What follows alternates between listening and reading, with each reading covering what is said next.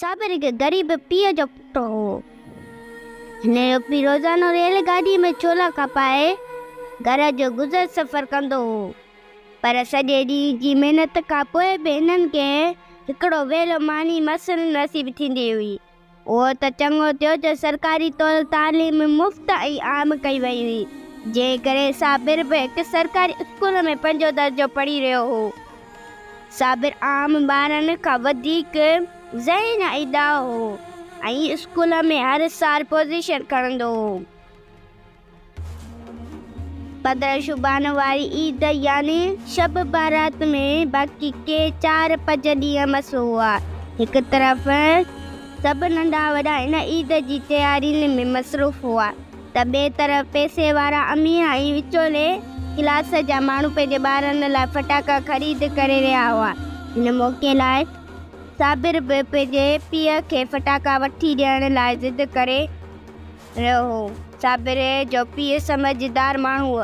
हिन खे सम्झियो थी त फटाका ॿारणु हिकु फुज़ूल रस्म आहे, पर हिन वटि पैसा न हुआ, तंहिं करे पुट खे आसिरे में राईंदो पिए आयो। आख़िरकार ईद वारी राति खां अॻु सुबुह जो साबिर जे पीउ पुट सां वाइदो कयो त अॼु हिन लाइ फटाका ज़रूरु आणींदो।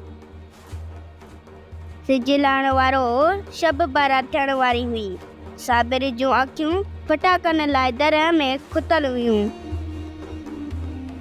हू सोची रहियो हो त बाबा अचे त खयांसि फटाका वठां, पर साबिर जो पीउ अॼु बि हथु ख़ाली आयो। बस ईद लाइ सिर्फ़ु सयूं ऐं गिह जो पाव खन घर वारीअ जे अॻियां रखियो त साबिर पीउ जे बेवसीअ खे सम्झी वियो। अखियुनि मां लुड़क तरी आयसि, पर हिननि खे पी वियो। हाणे मग़रिब जी आज़ान आई।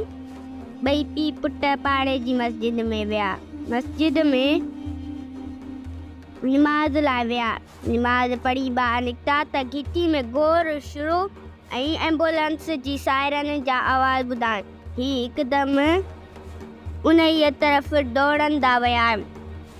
ॾिठऊं त फटाका ॿारण जे करे 4 ॿार सख़्तु ज़ख़्मी, हिकु ॿार जूं अखियूं ज़ाया थी चुकियूं हुयूं, जिन खे घर वारनि जे रोॼराड़े में एम्बुलेंस में खयो पियो वियो।